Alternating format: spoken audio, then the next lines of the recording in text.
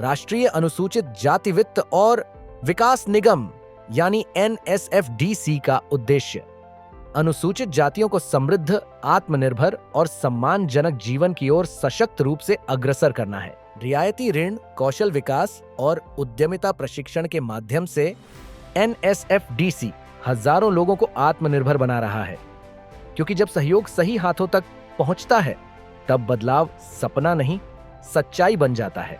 मिलिए NSFDC के मुख्य महाप्रबंधक श्री रमेश राव जी से, जो संस्थान की योजनाओं के सुचारू क्रियान्वयन में महत्वपूर्ण भूमिका निभा रहे हैं। NSFDC, जहां सशक्तिकरण सिर्फ लक्ष्य नहीं, एक सतत संकल्प है। Good morning, sir. Myself Jyoti from Vikas Darpan, sir. We welcome to you.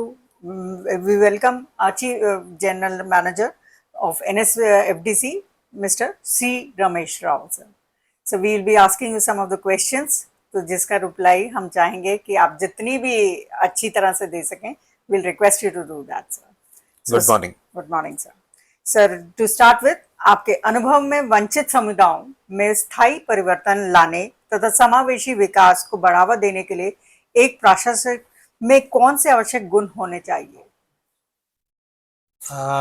मेरे मत से national schedule caste finance and development corporation अनुसूचित जाति की जो समुदाय है उसके समग्र जो आर्थिक विकास है, उनके सामाजिक एवं आर्थिक विकास की दिशा में हम लोग काम करते हैं। तो अनुसूचित जाति जो एक वंचित समुदाय है और हाशिए पर रहता है, तो उसके लिए अगर उसके विकास के लिए अगर काम करना है तो एडमिनिस्ट्रेटर में सबसे पहले क्वालिटी ये होनी चाहिए कि वो उनके प्रॉब्लम्स को अप्रिशिएट कर सकें, उनको समझें और उनको हर स्तर पर एक हैंड होल्डिंग प्रदान करें ताकि उनका कौशल विकास हो और वो छोटे मोटे उद्यम लगा सकें और उनके लिए जो भी वित्तीय सहायता है वो समय पर मुहैया कराना है और उनके उत्पादों के विपणन की भी व्यवस्था करनी है। इस तरीके से हम उनका जो पारिवारिक आय है उसको हम वृद्धि कर सकते हैं और उनको अन्य समुदायों के साथ मिलकर खड़ा कर सकते हैं। सर, PM दक्ष जैसी सरकारी पहलों के अंतर्गत कौशल विकास और स्वरोजगार प्रमुख फोकस क्षेत्र बने हुए हैं। NSFDC अनुसूचित जाति के युवाओं में रोजगार क्षमता और उद्यमिता को बढ़ाने के लिए ऐसे कार्यक्रम के साथ किस प्रकार तालमेल बिठा रहे हैं?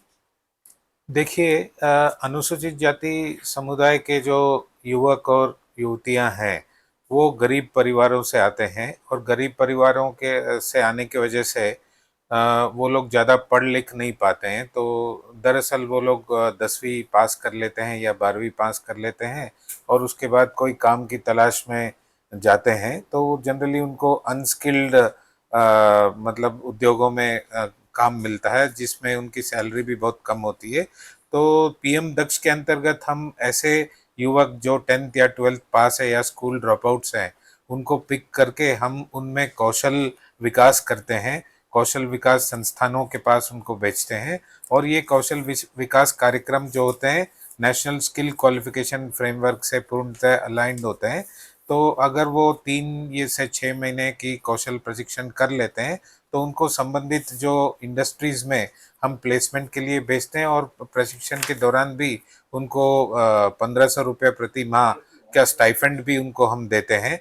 और इस तरीके से जब वो काम ठीक तरह से सीख लेते हैं तो उनको नौकरी भी हम मुहैया कराते हैं। तो ऐसे युवक जो कुछ समय तक इंडस्ट्री में नौकरी करते हैं उसके बाद फिर वो अपना काम भी शुरू करने के लिए हम उनको रियायती ब्याज दर पर वित्तीय सहायता देते हैं। तो इस तरीके से हम जो युवा हैं उनको PM दक्ष के को लेकर के उनके लिए हम कार्य करते हैं। ठीक है सर। अनेक लक्षित समुदायों में वित्तीय साक्षरता एक प्रमुख बाधा बनी हुई है। NSFDC अपनी योजनाओं के बारे में संभावित बेनिफिशरीज के बीच जागरूकता और विश्वास पैदा करने के लिए क्या कदम उठा रही है? जागरूकता और विश्वास पैदा करने के लिए NSFDC पिछले 12 सालों से सार्वजनिक क्षेत्र के जो बैंक है और क्षेत्रीय ग्रामीण बैंक है उनके मार्फत हम लोग रियायती ब्याज दर पर पुनर्वित्त मॉडल में अनुसूचित जाति के युवकों और युवतियों को अपना जो कारोबार करने के लिए कम ब्याज दर पर ऋण देते हैं। तो बैंकों के साथ मिलकर के हम उनके लिए फाइनेंशियल लिटरेसी योजनाएं भी कंडक्ट करते हैं, जी जिनमें हम उनको बताते हैं कि सेविंग की क्या इम्पोर्टेंस है और किस तरीके से पैसे को यूज़ करना चाहिए। जिस तरीके से अगर फाइनेंशियल लिटरेसी उनमें अच्छी आ जाती है तो उसके बाद हम उनको कौशल प्रदान भी करते हैं और उनको जल्दी से ऋण देते हैं बैंकों के थ्रू, जी ताकि उनमें अवेयरनेस और कॉन्फिडेंस बिल्ड हो और वो अपना कोई काम शुरू कर सके। ठीक है सर। एनएसएफडीसी वित्तीय सहायता और कौशल विकास के माध्यम से अनुसूचित जातियों के सामाजिक आर्थिक उत्थान में महत्वपूर्ण भूमिका निभाता है। क्या आप हमें संक्षेप में उन मुख्य प्रचालन स्तंभों के बारे में बता सकते हैं जो आज एनएसएफडीसी के मिशन को संचालित करते हैं? एनएसएफडीसी का ये मिशन है कि गरीबी से लड़ाई लड़नी है। जो वंचित समुदाय, अनुसूचित जाति के लोगों में गरीबी है, उन गरीबी के कंडीशंस को हमें ख़त्म करना है। तो गरीबी के कंडीशंस को ख़त्म करने के लिए क्या चाहिए? उनमें कॉन्फिडेंस उत्पन्न करना है, उनमें कौशल उनको प्रदान करना है और उन जिस भी क्षेत्र में उनका इंटरेस्ट और एप्टीट्यूड हो, ऐसे क्षेत्रों में बिजनेस करने के लिए उनको उद्यमिता प्रशिक्षण भी हम देते हैं और प्रोजेक्ट रिपोर्ट किस तरह बनाना है वो भी हम बताते हैं। और हमारे जो पार्टनर चैनलाइजिंग एजेंसियां हैं, वहाँ पर उनकी एप्लीकेशन सबमिट करवाते हैं, फिर उनको लोन जल्दी से जल्दी मुहैया कराते हैं और लोन करने के बाद जब वो अपना काम शुरू करते हैं तो हर एक स्टेप पर उनको हैंड होल्डिंग देते हैं और जब वो अपना उद्योग करते रहें तो उनके जो उत्पाद हैं तो उनके लिए मार्केटिंग सहायता भी प्रदान करते हैं। जो नेशनल और इंटरनेशनल एग्जीबिशन और प्रदर्शनी और फेयर दिल्ली और अन्य क्षेत्रों में होते हैं, वहाँ पे शिल्प समागम करते हैं और उनको फ्री में स्टॉल देते हैं ताकि वो अपने उत्पादों का विपणन यहाँ पर कर सके और अच्छी कमाई कर सके। तो ये हमारे ऑपरेशनल पिलर ये हैं कि हर स्तर पर उनको सपोर्ट दें और ये देखें कि कितनी वो आय अर्जित कर सकते हैं और गरीबी से बाहर आ सकते हैं। ठीक है सर। क्या आप विस्तार से बता सकते हैं कि एनएसएफडीसी आवेदन प्रक्रिया, निगरानी और बेनिफिशियरी सहभागिता को सुव्यवस्थित करने के लिए किस प्रकार प्रौद्योगिकी और डिजिटल प्लेटफॉर्म को लाभ उठा रहा है? एनएसएफडीसी आईटी के क्षेत्र में नए नए इनिशिएटिव ले रहा है। पिछले 5 सालों से हमारे यहाँ पर ई ऑफिस सिस्टम लागू हो गई है। हमारे यहाँ पर एक रोबस्ट आईटी सिक्योरिटी और इंफ्रास्ट्रक्चर भी हमने मुहैया कराया कार्यालय में और साथ साथ अभी 13 मार्च पिछले साल माननीय प्रधानमंत्री द्वारा पीएम सूरज पोर्टल भी शुरू किया गया। तो पीएम सूरज पोर्टल पर ये जो लाभार्थी हैं अपने लोन एप्लीकेशन वहाँ पर ऑनलाइन भर सकते हैं और उस ऑनलाइन भरे हुए लोन एप्लीकेशन को हम चैनलाइजिंग एजेंसीज को भेज करके उनसे लोन दिलवा करके उनको हम बैंकों को रिफाइनेंस देते हैं। तो और हमारी डायनामिक एक वेबसाइट भी बन रही है और in house data management module भी हमारे यहाँ है, लोन अकाउंटिंग मैनेजमेंट सॉफ्टवेयर भी है और जैसे ही हम कोई लाभ उनको डायरेक्ट बेनिफिट ट्रांसफ़र से स्कॉलरशिप की योजना भी हम इम्प्लीमेंट कर रहे हैं। तो जो लाभार्थियों और छात्रों को हम एसएमएस से जानकारी देते हैं कि उनको लाभ उनके अकाउंट में स्थानांतरित कर दिया गया है जी और ऋण भी हम जल्दी से जल्दी इन आईटी के इनिशिएटिव्स के द्वारा उनको मुहैया करा रहे हैं। ठीक है सर। जैसे जैसे हम विकसित भारत की ओर बढ़ रहे हैं, एक समावेशी और सशक्त भारत के लिए आपका व्यक्तिगत दृष्टिकोण क्या है, विशेष रूप से अनुसूचित जातियों के लिए सामाजिक गतिशीलता और आर्थिक सशक्तिकरण को सक्षम करने के संबंध में? आ, आ, मेरा मत यह है कि अगर हम अनुसूचित जाति समुदाय के आर्थिक सशक्तिकरण की बात कर रहे हैं तो हम उनके लिए ऐसा कार्य करें कि वो सेल्फ सफिशिएंट बने। कोई भी उद्योग शुरू करें या कोई भी उनको शैक्षणिक ऋण दें तो ऐसे अच्छे अच्छे संस्थानों में वो पढ़ें, उसके बाद में उनकी अच्छी जॉब प्लेसमेंट हो और अगर उद्योग करें तो इतना वो कमाएं कि जो ऋण की किस्त है उसको चुकाने के बाद में और अपने उद्योग में सारे खर्चों को घटाने के बाद में उनके पास ठीक ठाक पैसा बचे। हम ये चाहते हैं कि हम जिनकी वार्षिक पारिवारिक आय 3 लाख से कम है उन लोगों को हम रियायती ब्याज दर पर ऋण देते हैं। तो हम ये चाहते हैं कि हमारे ऋणों को लेकर के वो उद्योग शुरू करें और कम से कम अपने खर्चों को निकाल के वो 30 से 35 हज़ार प्रति माह वो कमा लें, ये हमारी मतलब सोच है। और इसके बाद भी वो अपने बिजनेस को थोड़ा थोड़ा बढ़ाएं और 50-60 हजार तक अगर वो कमाई करें, तब हम ये कह सकते हैं कि वो सरकार पर आगे निर्भर नहीं रहेंगे और अपना रास्ता आगे का वो निकाल पाएंगे। ठीक है सर। आपके प्रभावशाली योगदानों को देखते हुए अब आप सफलता को कैसे परिभाषित करते हैं व्यक्तिगत स्तर पर और शासन के माध्यम से जिन लोगों के जीवन को आपने अनुभव किया उस दृष्टिकोण से? इसमें मेरा ये कहना है कि जैसे ही कोई अनुसूचित जाति समुदाय का व्यक्ति हमारे योजनाओं के लिए आवेदन पत्र देता है, हमें ये देखना है कि कम से कम समय में उसको योजना का लाभ मिले और योजना का लाभ मिलने के बाद भी उसको हर एक स्टेप पर हैंड होल्डिंग मिले और सही तरीके से उस योजना में जो भी हमने ऋण राशि दी है उसका वो उपयोग करे और अपने उत्पादों की मार्केटिंग करे और अपना जो आय में वृद्धि करे। तो इस तरीके से हम गवर्नेंस को आगे ले जाएंगे और ये देखेंगे कि उनको सरकारी योजनाओं में लाभान्वित होने में कोई तकलीफ ना हो, और अगर कोई तकलीफ आएगी भी तो उसको किस तरीके से हम जल्दी दूर करें और लाभान्वित करें, यही हमारी कोशिश रहती है। ठीक है सर। आपके विचार में एनएसएफडीसी किन योजनाओं या हस्तक्षेपों ने जमीनी स्तर पर सबसे अधिक परिवर्तनकारी प्रभाव डाला और क्या आप कोई सफलता की कहानी साझा कर सकते हैं सर? हाँ, हमारे यहाँ पर योजनाओं में बहुत सारी सफलता की कहानियां हैं। हम लोग कृषि और इतर क्षेत्र और छोटे उद्योग और सेवा क्षेत्र में ऋण प्रदान करते हैं। तो कृषि क्षेत्र में हमने बहुत सारे राज्यों में जो अनुसूचित जाति के लैंडलेस एग्रीकल्चरल लेबरर्स है, उनको छोटे छोटे आधे एकड़ या 1 एकड़ की ज़मीन दी है, जिसमें 50% सब्सिडी सरकार की तरफ से आई है और 50% हमने ऋण दिया है।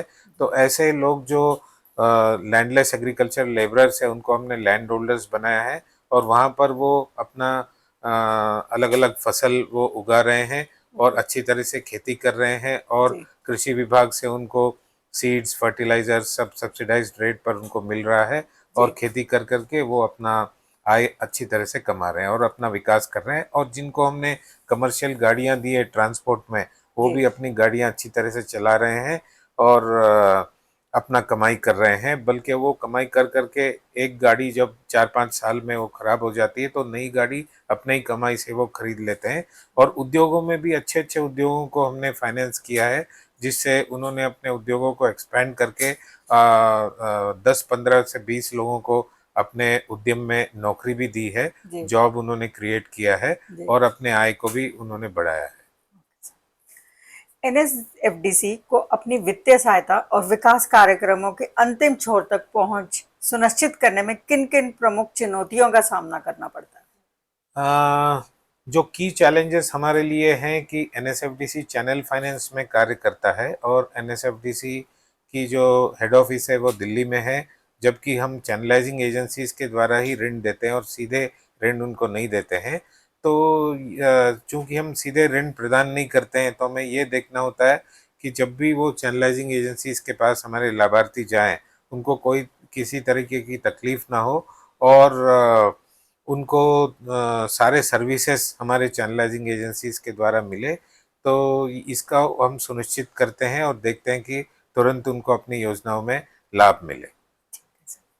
सार्वजनिक सेवा की जिम्मेदारियां बहुत बड़ी हो सकती हैं। आप अपने व्यस्त दायित्व के बीच आप कैसे तनाव मुक्त होते हैं और निजी स्वास्थ्य के लिए समय निकालते हैं सर? निजी स्वास्थ्य के लिए समय निकालना और योगा के थ्रू अपने स्वास्थ्य को ठीक रखना, ये बहुत महत्वपूर्ण चीज़ है। जी। तो इसमें हम लोग ऑफिस में भी योगा प्रोग्राम्स करते हैं, मेडिटेशन प्रोग्राम्स करते हैं और हम लोग ताकि पहले स्वस्थ रहने की कोशिश करते हैं, ताकि हम पब्लिक सर्विस अच्छी तरह से दे सकें और लक्षित समूह के विकास के लिए हम लोग कार्य कर सकें।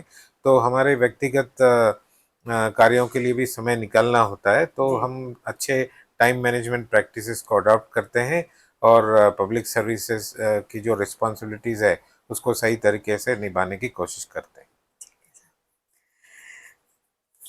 क्या आप हमें किसी नई पहल या सुधार के बारे में बता सकते हैं जिसकी एनएसएफडीसी वर्तमान में योजना बना रही है या अपने प्रभाव को और मजबूत करने के लिए इसका परीक्षण कर रही है? हमारी जो नई न्यू इनिशिएटिव्स है उसमें ये है कि आगे हम ऐसा करें कि पीएम सूरज जो पोर्टल है उसमें जो भी एप्लीकेंट्स लॉगिन करते हैं और अप्लाई करते हैं तो उनको जैसे ही वो एप्लीकेशन पोर्टल पे आ जाएगा तो उस एप्लीकेशन को हम चैनलाइजिंग एजेंसी के पास भेजेंगे और उसकी ड्यू डिलीजेंस तुरंत करवाएंगे और उनको तुरंत लोन हम लोग मुहैया कराएंगे। इस दिशा में हम लोग काम कर रहे हैं। हम चाहते हैं कि कम से कम समय में उनको ऋण मुहैया कराया जा सके और उनकी योजनाओं में उनको सपोर्ट कर सके। सर, मुख्य प्रबंधक के रूप में एनएसएफडीसी के काम को अगले स्तर तक ले जाने के लिए अगले 1 या 2 वर्षों में आपकी क्या प्रमुख स्ट्रैटेजी प्रायोरिटीज हैं सर? हमारी स्ट्रैटेजी है कि जो केंद्र सरकार काफ़ी योजनाओं को लागू कर रही है, एक तरफ तो स्टार्टअप इंडिया है, दूसरी तरफ स्टैंड अप इंडिया है, मुद्रा योजनाएं भी बैंक इम्प्लीमेंट कर रहा है जी और क्लस्टर्स की बात करें तो क्लस्टर डेवलपमेंट भी बहुत सारी केंद्रीय मंत्रालयों की योजना है। जी तो ये जो करंट नेशनल प्रायोरिटीज़ है उनके साथ एनएसएफडीसी स्कीम्स को अलाइन और कन्वर्जेंस करने की हम लोग कोशिश कर रहे हैं आगे। और आगे आने वाले दिनों में हम लोग ये सोच रहे हैं कि शेड्यूल कास्ट के जो प्रोडक्ट्स हैं जी उसको मार्केटिंग करने के लिए भी कोई बॉडी हो जी जिसको हम चलाएं ओके, ताकि मार्केटिंग में उनको कोई दिक्कत ना हो। Alright sir. सर, हम अपने आखिरी सवाल की ओर बढ़ते हुए हम आपसे चाहेंगे, विकसित भारत की और श्रृंखला के भाग के रूप में आप भारत के युवाओं के लिए आपका क्या संदेश है? भारत के युवाओं के लिए मेरा ये संदेश है कि सरकार आपके लिए खड़ी हुई है और हर मोड़ पर, हर स्तर पर सरकार आपको मदद देने के लिए तैयार है। तो आपकी पढ़ाई में हो या कौशल प्रशिक्षण में हो, उसके बाद आपको कोई बिजनेस करना है तो उसमें उद्यमिता विकास के लिए हो, तो उद्यमिता विकास के लिए या बिजनेस के लिए आपका क्षमता वर्धन कैपेसिटी बिल्डिंग करना है तो उसमें भी सरकार आपके साथ खड़ी हुई है। उसके बाद रियायती ब्याज दर पर हम ऋण भी मुहैया कराते हैं इजी टर्म्स पर और आगे हम उन ऋण योजनाओं में कुछ पोर्शन हम आपको सब्सिडी या अनुदान भी देते हैं ताकि ऋण का भार आप पर कम हो। और उसके बाद हम आपकी प्रोडक्ट्स की मार्केटिंग भी करवाते हैं और अब अगर आप अपने व्यवसाय में सफल हो जाएं तो आपको राष्ट्रीय स्तर पर हम पुरस्कार भी देते हैं। तो हर स्तर पर सरकार आपके साथ खड़ा है। आजकल के युग में युवाओं से मैं यही कहूँगा, पर्टिकुलरली अनुसूचित जाति के समुदाय से, कि उनको ये नहीं समझना चाहिए कि सरकारी नौकरी हमारे लिए मतलब एक चीज़ है। सरकारी नौकरी के अलावा बहुत सारी चीज़ों में वो अपना आगे बढ़ सकते हैं, पढ़ सकते हैं, स्किल कर सकते हैं, स्किल जी ट्रेनिंग कर सकते हैं, अपना बिजनेस शुरू कर सकते हैं और सरकार आपको अपने उत्पादों को एक्सपोर्ट करने में भी हेल्प कर रही है, फाइनेंशियल असिस्टेंस भी दे रही है, कैपेसिटी बिल्डिंग भी कर रही है, आपका जो एक्सेलरेटर से लिंक भी कर रही है बिजनेस जी, को और बिजनेस को हम लोग अपस्केल भी करवाने में हेल्प करते हैं। Thank you so much sir for giving a valuable time to Vikas Darpan. Thank you sir. धन्यवाद।